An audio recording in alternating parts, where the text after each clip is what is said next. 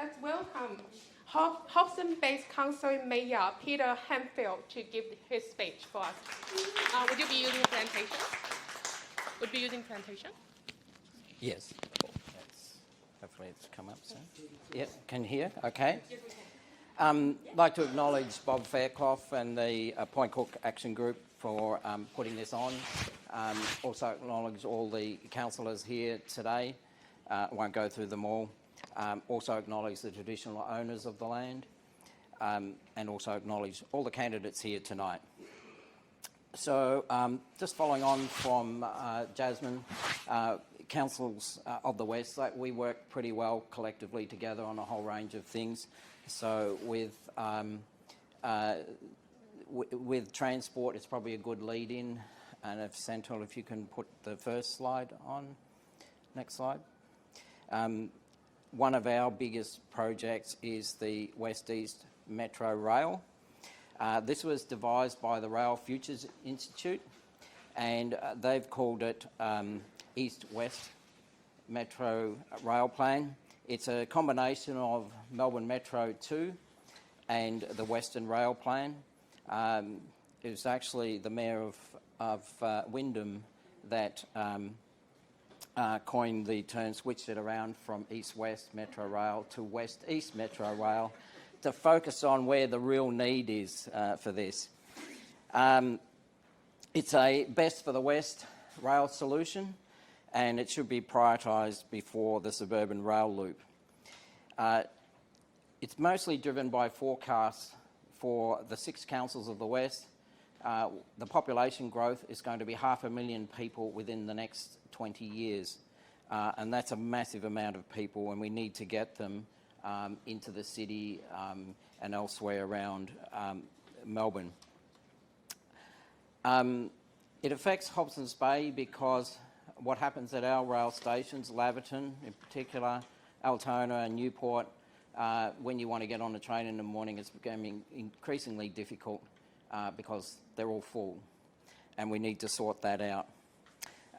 If you move on to the next slide, Central, I guess this explains it all.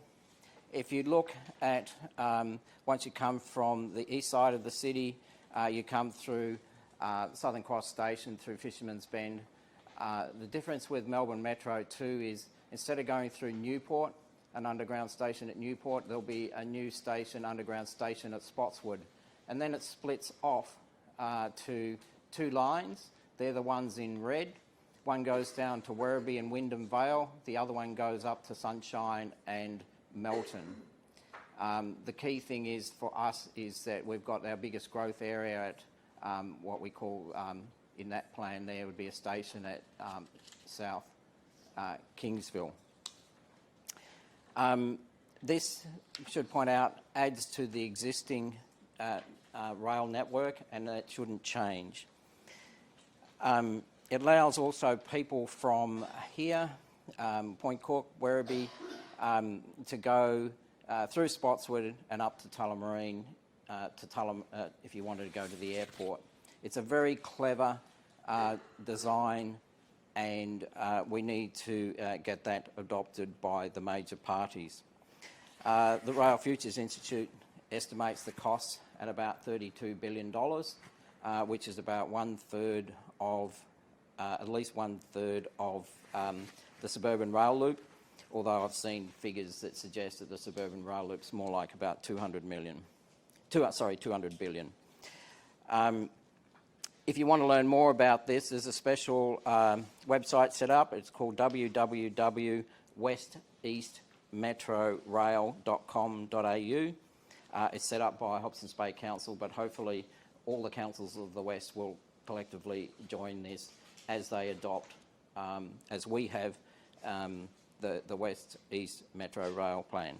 If we move on to the next slide, the next major priority for us is the Western Aquatic and Early Years Centre.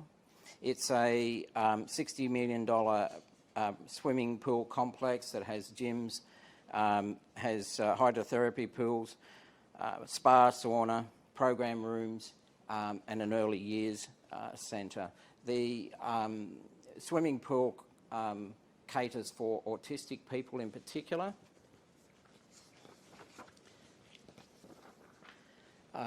The Early Years Centre, there's already one there. It's a 2-room facility called the Curraminta Childcare Centre. This facility would add an extra 2 rooms there. Council has already committed $20 million and we're seeking $40 million from the state and federal governments.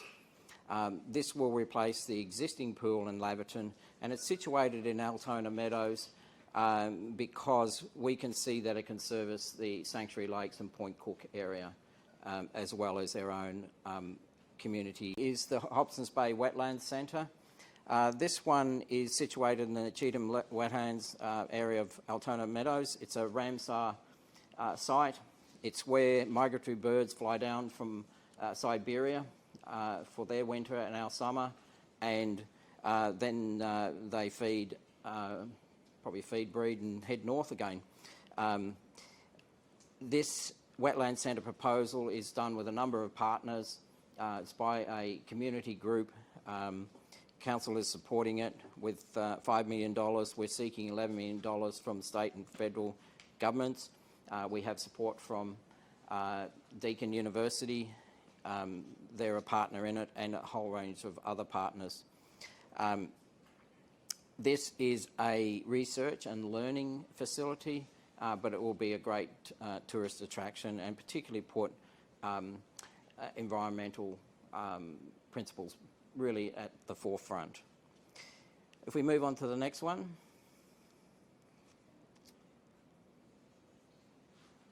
Next slide. Yep. The next one is the Queen Street Bridge. We've been advocating for this for many, many years, and I know my colleagues have been advocating quite strongly on this for since they've been on council, but it has been a council priority for many, many years. The government recently renewed the existing vehicle bridge there, but we argued for a separate bike and pedestrian path as well. There's bike and pedestrian parks on each side of that river, the Laverton Creek, I should say, and but there's no safe way to cross that bridge. So we've been advocating that for a fair while. If you move on to the next slide, you can see where it is there. On the south side of Queen Street, there is bike paths coming to each side of the river, but you have to actually go on to the vehicle bridge and take your life in your own hands to get across that safely. And that's a $3.4 million project that we're asking for. If we move on to the next one, this has been a nightmare for decades, and we've been, as long as I've been on the council, which is 23 years, we've been advocating for some better road treatments at Point Cook Road, and I think we all know how bad that is at the moment. If we move on to the next one.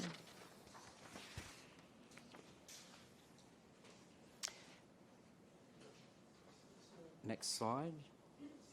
Oh, sorry, that might be the last slide. Sorry, that is the last slide.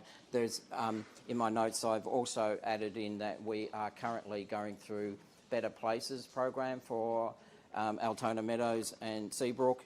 This is a program that Hobsons Bay has started up and focusing on different suburbs. We've done Laverton, we've done Spotswood, South Kingsville, we're doing Altona North and Brooklyn, and also starting Altona Meadows and Seabrooks. And basically that's looking at holistic planning for a suburb basis and picking up on everything, small parks.